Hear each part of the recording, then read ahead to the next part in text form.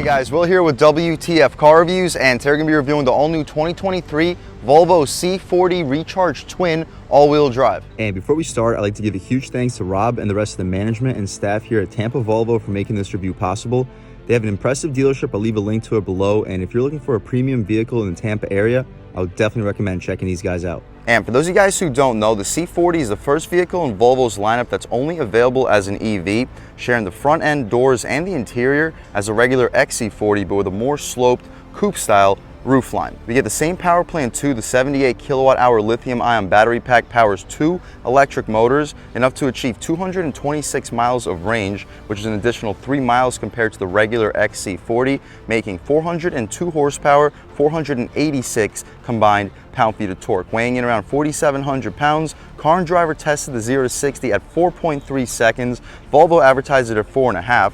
Car and Driver also did a 75-mile-an-hour highway run where the C40 all-wheel drive Recharge was able to achieve 200 miles of range. For 2023, the C40 Recharge is available in 3 different trim levels, starting with the Core at $56,395. Still loaded with features, of course, the same power plant in all 3 trims, 402 horsepower, 486 pound-feet of torque. The Core gets a laminated tinted panoramic glass roof, 4-year Google Maps and assistant services, blind spot monitoring, rear cross traffic alert, dual zone climate control, a 12-inch gauge display, digital gauge display, and a 9-inch vertical touchscreen. You can upgrade about $1,550 to the Plus, which features all the same features as the Core, plus a 360 camera and fog lights. The ultimate trim that you see here is an additional $4,800 above the Core. Of course, everything included from the Plus, we also get a Harman Kardon premium audio system, pilot assist, adaptive cruise control, and a heated steering wheel, with a total price, with a base price at $60,100. What do we get for that money?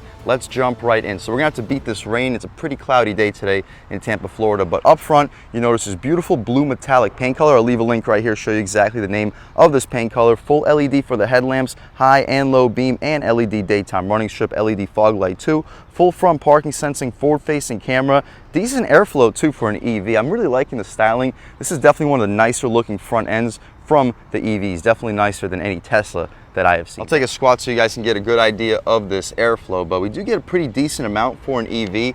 We'll take a quick look at the wheel and tire setup. It's a staggered setup, additional side sensor, which will help with the 360. We get the 360, of course, on the Ultimate trim, but here you have it, your silver and black contrasted 20-inch rims up front. We get 235/45 R20s, Pirelli Scorpion Zero all-season tires, some of the better performance all-season tires in the business. We get some plastic cladding, which should help against rock chips if you do end up taking this vehicle off-road. We do have an off-road mode too. We'll check that out once we take a quick look at the infotainment screen. A little more plastic cladding for the side skirt rocker panel area, black contrasted mirrors, LED turn signal on it. We get blind spot monitoring on the glass, which fills up the entire frame very nicely. 4 doors, smart access, black trim for the window trim. No shiny chrome anywhere on this SUV. Blacked out B-pillars and a very dark tinted glass roof, which gives us a nice black theme to it. I kind of wish the A-pillars or the top pillar in general was blacked out too with the glass roof. Same with the rear spoiler. Out rear, we mentioned we have a staggered wheel and tire setup. These are still 20-inch rims, however, a little bit wider of tires. These are 255/40 R20s, same rim, also a smaller brake caliper, but that's the only differences for the rear wheel and tire setup. Out rear, we get a push to open charge port, level 1 and 2, plus fast charging down below. We'll put this thing right back. Hopefully I didn't just mess that up. All right, there we go. Okay. Close this thing right up. Out rear, Volvo on the rear tail lights, full LEDs of course for the turn signals and the reverse light C40 badge. Shout out Volvo Cars Tampa for making this review possible. We get full rear parking sensing, Volvo badge in the center. Really clean look. I definitely prefer this over what we would get from the XC40. Obviously the XC40 has a little bit better cargo space, but as far as styling and performance, this is without question superior. Recharge twin in the lower right corner. We'll take one more step back, get one last little walk around of this C40. All right guys, underneath the hood, you may not notice a whole lot going on, but we do get a cubby, a little bit smaller compared to the competition. Like the Ford Mach-E GT does get a little bit of a larger frunk area, washer fluid in the corner, but what we see is basically what we get. We can shut this thing up. The hydraulic struts are appreciated. We'll take one last quick little walk around of this 2023 Volvo C40 twin Recharge. As far as the interior, we'll take a step inside. Up top, Very high quality materials on the door panel, soft touch for the entire middle portion and armrest, auto one touch for all four, 2-person memory seats, premium Harman Kardon audio system, and we get this blue carpet all throughout this interior. Very clean overall appearance to it. The storage down below is very solid. You might fit like 3 or 4 footlongs, big gulp with no issues. Hard plastic down below, but this is just like a $60,000 base price vehicle with very good performance. Stepping inside, recharge aluminum badge as we step inside. Hopefully I can pick up that recharge for you on camera. The seats, we get these beautiful suede Alcantara seats with some vegan leather contrast, white contrast stitching. They are incredibly comfortable, fully adjustable. You can recline, drop, lift, and slide. 4-way lumbar control. They are heated, not ventilated unfortunately, but the heated seat function and the overall comfort is definitely a thumbs up. And since we get the suede Alcantara, they don't get quite as hot as full leather seats, so the cooled or ventilated function isn't quite as necessary. But taking a step inside, we can really check it out. And first thing I notice is when we're just sitting inside, the vehicle turns on for you automatically. So after a second, the AC will start blowing, boom, touchscreen started up. There's no engine start stop button anywhere in this vehicle. That was the first thing that I noticed when I stepped inside. We'll turn these vents down by a couple so you guys can hear a little bit better. But yeah, the second thing I noticed is the steering wheel. Very thick, solid 10-2 bolstering notch. The 9-3 fits well in your hands. The Volvo area is rubberized. The horn, pretty aggressive. People should definitely be getting out of your way. We get cruise control settings on the left side, radar cruise control, voice commands. This adjusts your infotainment. These are our volume and skip controls. This button controls your 12-inch digital gauge cluster. Unfortunately, when we're in park, you can't really see anything outside of your battery level and the gear that we're currently in, but you throw it into drive and boom, everything changes up. We have a power indicator on the right side. It's currently yelling at me because I don't have my seatbelt on. On the left side, we have a 130-mile-an-hour speedometer with a digital speedo in the center, traffic sign recognition, and a full Google map in the center. You press this button down below, we can get rid of our map if you would like to for one reason or another, but I personally like looking at it. And even though we're in drive right now, I can take my foot off of the pedal and we're not going anywhere. We get brake hold and regenerative braking and it works really well. Check this out. So on the gas, moving forward, and off the gas, complete stop. Very easy process. Didn't even have to touch the brake pedal. Throw right back into reverse. Same thing. Get a quick look at the backup camera. We get a 360 too. We'll check that out in 1 second. Actually, right now, we'll take a quick look at the 360. Over the top 360 with guidance lines and trajectory for the front and rear. Forward-facing camera, as we mentioned up front, with also guidance lines and trajectory. You can throw right back into the camera screen or the home screen, throw right back into reverse. And right now we're backing up with no backup camera. Interesting. I haven't seen that in quite some time. Gonna have to use my mirrors to make sure we don't back up too far, but we figured it out. Oh, the 360 gets activated automatically. Throw right back into park. Unfortunately, we stay in the camera screen. To go back to your home screen, you have to actually press the home button. But next thing I notice is the turn signal stocks. Very satisfying click, auto headlamps, auto high beams, and auto rain sensing wipers, all appreciated features. We don't get a tilt and telescoping, well, we get a tilt and telescoping steering wheel, but it's not a power tilt. The reason why Volvo doesn't do power tilt is because in the case of an accident, they want you to be able to move the steering wheel out of your way if you're trapped in it. But other than that, the dashboard is a hard-ish plastic material, but it's rubberized. It's actually soft, but you have to really squish it to feel the softness. A little bit of piano black surrounding the air vents, which I am a fan of. Very premium look and feel. More of that rubberized soft touch beneath that. To the left of the steering wheel, we get our trunk release, hood latch release in the corner. More of that blue carpet. Very interesting looking theme. Get a good look at your pedals. Additional storage cubby to the right of your leg. The materials where your knee will hit are hard plastic, but we get more of that blue carpet underneath it. We get the 9-inch touchscreen, as we mentioned. The map, we've had a quick look at it, but we'll go into more detail. The response is excellent. The resolution is some of the best in the business. I mean, Google Maps has an incredible map, and we have a 4-year Google Maps display on this Volvo XC or C40. I'm not quite sure how much it would cost after the 4 years. Leave a comment in the comment section, or I'll do some research and leave it right here what the price is after 4 years. But we get it for 4 years. We can recenter the screen. We also get Bluetooth media, Sirius XM, Google Play Books, Apple CarPlay, Android Auto, air quality, owner's manual, Google Assistant, and the Play Store. Settings, we can take a look. at our driving assist and driving dynamics. We have off-road mode, steering assist, lane keep assist, roadside information, ready to drive information, one pedal drive, and steering feel firm. So both are currently turned on. We'll start with them both turned on, turn them off at some point in the test drive, and just see what the differences are. But that's about it for the touchscreen. We also have our heated seats and vent and climate control through the touchscreen, unfortunately. Our defrosters, however, we do get buttons, which I guess is a thumbs up. Hazards next to it. We can return to our map.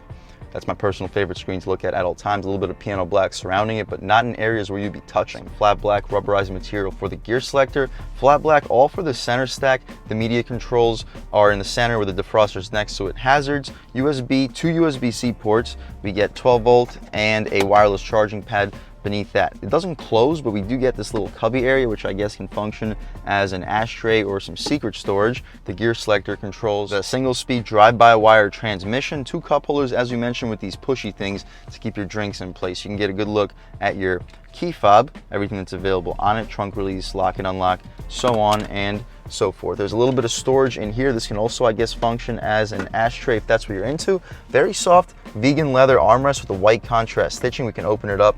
Very spacious. I'd expect you to fit at least 7, maybe 8 12-ounce cans in there. We can open up the glove box.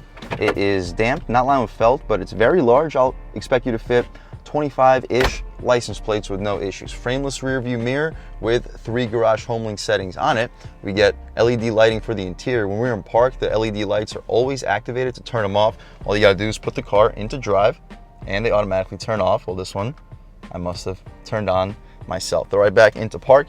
The lights turn right on. As I mentioned, we get this massive glass roof. It's laminated and UV tinted. So even on a super sunny day, don't expect the interior to be killed with light. But it doesn't open up, unfortunately, but that's about it. We can take a quick look at the window sticker, see any features that I may have missed on the 2023 Volvo C40 Recharge Twin All-Wheel Drive Ultimate. You can pause, take a look at all the standard features: performance, audio technology, safety and security, luxury and convenience. Pricing, base price of $60,100. The ultimate features include LED front fog lights, 360 surround view camera, front and rear park assist, HomeLink for the garage transmitter, power folding rear head restraints for the outer positions, power front seats with driver's seat memory, removable folding load floor with grocery bag holder, pilot assist, driver assistance system, heated rear seats, headlight high pressure cleaning, heated steering wheel, heat pump, Harman Kardon premium sound, air purifier, and 20-inch 5 V-spoke black diamond cut alloy wheels. For $700, you get this beautiful blue metallic paint. $470 for the protection premier package, $350 for something, $1,100 for the destination charge, totals us out a tick under $63,000. Fuel economy, 87 mpges combined, 94 city, 80 on the highway, 39 kilowatt hours per 100 miles. Charge time 8 hours at 240 volts, 226 miles of total range. That's about it for the window sticker. Put this thing right back. That's better for the front seat. Let's hop out back, see how much space is offered back there, as well as the overall quality of the materials. So first thing I noticed is everything turned off as soon as we open the door. Hopefully I'm not locked out. I'm not locked out back.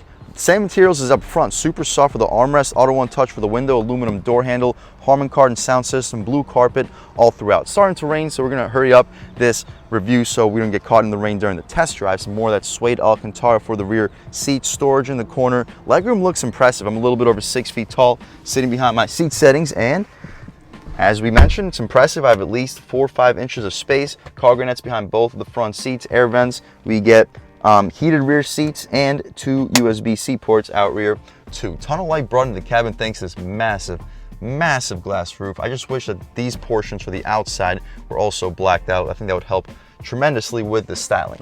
This little center area is very soft vegan leather. We get these square cup holders. You throw your square cups in here with these little rubbery things to keep them in place. Very spacious, guys. I have plenty of headroom, at least 1 inch, maybe 2 for my head, plenty of room for my legs as well. Unfortunately, the rear seats don't recline. That's my only complaint. I kind of wish they did, but that's about it. We'll hop out into the cargo space, see how much space is offered back there. So it will be a little bit smaller compared to the XC40. As you see, we get this sloped rear roof, so the XC40 would have a little bit more space out back. But this is much nicer of a style, in my opinion, with the LED rear lights, turn signals, and the reverse lights. Super clean look. To open it up underneath this cargo area, you can just press the button and it opens right up electrically. We get a tonneau cover too, so people that are walking by don't have to see what's going on in the back of your C40. But as you see, pretty large floor. It's a little bit high off the ground. I'm 6 feet tall and I got like 4 or 5 inches till I would get up here. So even for like the XC40,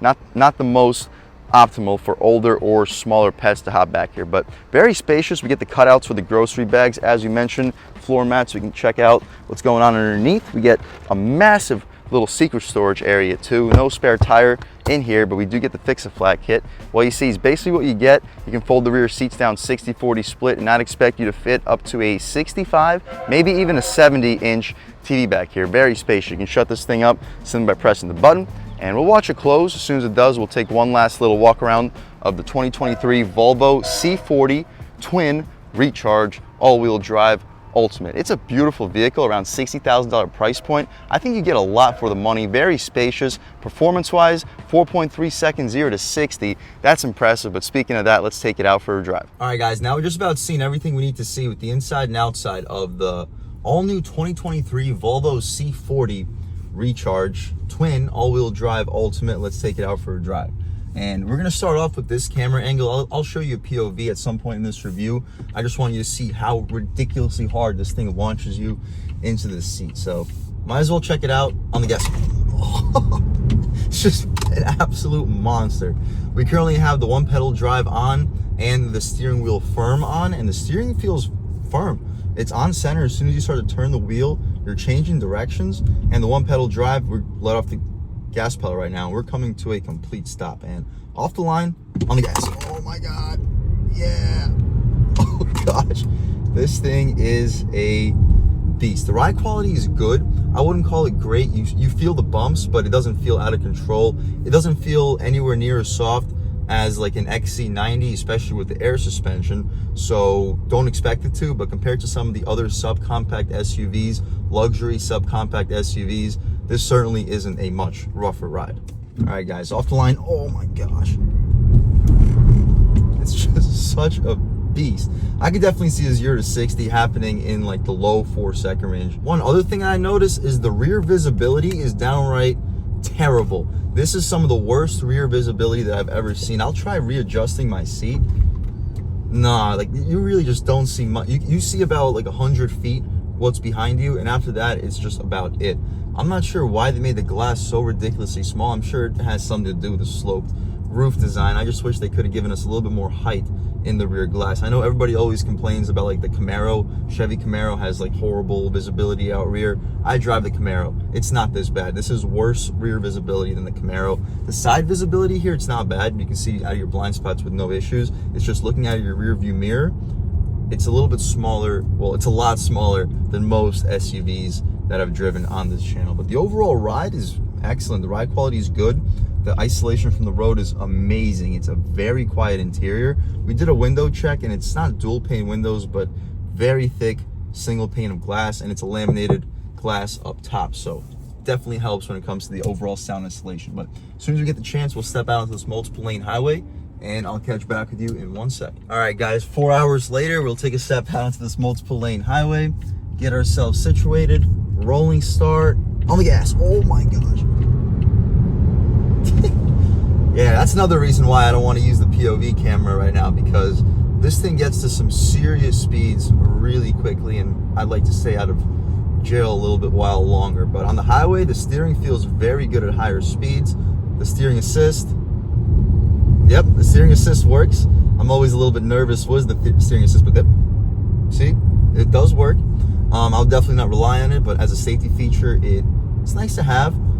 The isolation from the road at highway speeds is great. Highway pull, oh, the torque is still definitely there. We'll throw it in a little bit quicker than we should. Test out the body roll. We don't even need to touch the brakes. Body roll is just about non-existent. Nice. And I'll throw in the POV camera, show you guys a little first-hand look driving this 2023 C40 Recharge, and I'll catch back with you in 1 second. All right, guys, taking a step out here. Another thing I noticed is the gas pedal, or accelerator pedal, is very like light. It takes a lot of pedal to really get this thing to move. We'll check out like the drive mode, available drive modes. We already did, But there's off-road mode, steering assist, lane keep assist, and all that, but there's just no sport mode. I wish there was a sport mode or like a Polestar mode. Let me try to fix my water bottle because it's gonna be flying around like crazy. Okay, I wish there was like a Polestar mode or a sport mode just to get this throttle pedal a little bit more sensitive. Obviously, you can always just floor it, but it just takes so much pedal to get this thing moving. But on the gas, oh my gosh, yeah. I think it launched my camera back. This thing is just so ridiculously torquey. And on the concrete pavement, it's still quiet. The isolation from the road from a sound perspective is excellent. From a ride quality perspective, it leaves something to be desired for a luxury SUV. It's not the best ride quality. The 20-inch rims don't help with the low profile tires. It's still good though. I'm not gonna say it's bad compared to vehicles like an Alfa Romeo Stelvio, a BMW X1. This is really just as good when it comes to ride quality. The isolation from the road is also probably significantly better. This is one of the quietest SUVs that I've reviewed on this channel. As far as regenerative braking, right here, check this out. I'm not even going to touch the brake pedal. Why would I need to? I'll be at a complete stop in no time. So a little bit faster because we're going to test out the body roll and turning radius. Okay, throwing it in.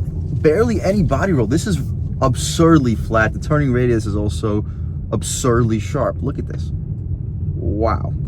And taking a step out, we'll lean into it about a third of the way. Yep, it picks up speed very quickly. And I really don't think it translates on camera. I'm speaking so quietly right now. Usually when I'm driving on this road during these reviews, I'm like screaming on the top of my lungs because there's just so much road noise coming in through the cabin. There's literally no road noise coming into the cabin here. We'll come to a complete stop without even touching the brake pedal. Regenerative braking, we'll try a POV. Acceleration off the line. On the gas. Oh yeah. Just launches you forward. This thing is fast. It's not quite as fast as the Mach-E GT that we reviewed in this channel, but it's really close. Surprisingly close. And for the money, I think this is a nicer interior. The Mach-E GT has a nice interior, but we're comparing two vehicles that are just about the same price. I personally think this has a more premium exterior look and a more premium interior, while performance-wise still being top-notch when it comes to acceleration. About half throttle, yeah, even half throttle, this thing just rips. We'll try it with the steering wheel firm turned off, see what the differences are. Yeah, the steering gets a lot lighter, but it's still on center. As soon as you start to turn the wheel, the vehicle is changing direction. As soon as we get the chance, we'll hop out over here. It looks like we get the chance because this thing is ridiculously fast. We can merge on to any traffic easily. This thing flies. We'll try out a real world U-turn, see this thing's turning radius, but I'm pretty sure it's sharp because in that roundabout, this thing was, look, it's like a zero-turn lawnmower. On the gas. This is a quick SUV. Honestly, guys, if you're looking for a small SUV, you want backseat space, you don't want to pay more than $60,000-$65,000, but you are performance oriented. This thing is fast. Like I'm saying, like BMW X3 M40i levels of fast, same base price too. So if you're cross shopping between like an X3 M40i, obviously the X3 is a little bit larger of an SUV, but we're comparing two-row SUVs, and the backseat space in this thing is more than sufficient. The handling here is also solid. I'm telling you guys, if you're cross shopping between the X3 M40i, but you're considering a full EV, you're tired of paying for gas, but you still want to do 0 to 60 around 4 seconds, this is a great way to go. Not even touching the brake pedal, throwing it in. Oh, it is so sharp. The handling is so good. And coming out. Okay, we'll calm down. We don't have to push it a whole lot farther than that. What a beast of a car. If you're looking for a compact, subcompact, performance luxury SUV, I would 100% recommend checking out the 2023 Volvo C40 twin all-wheel drive recharge. And a huge thanks to Rob at Volvo Cars Tampa for making this review possible. I'll leave links to their inventory below, and if you're looking for a new premium vehicle in the Tampa area, I would definitely recommend checking these guys out, and that's for Rob. And huge thanks to all of you for watching. I had a great time making this video. If you're new to the channel, please subscribe. If you've already subscribed, thank you so much. You guys know the channel is just not possible without you guys, and I really appreciate the constant support. But again, if you haven't subscribed yet, please subscribe, leave a like too. It really helps me out the YouTube algorithm. That's how these videos get promoted to new people. Leave a comment, let me know what you like, let me know what you don't like. Leave a comment, let me know if there's any specific cars, SUVs, or trucks you'd like to see reviewed on this channel. Let me know what the trim levels are, and I'll definitely try getting those videos for you as soon as possible. Other than that, again, thank you guys so much for watching, and I hope all of you have a great day.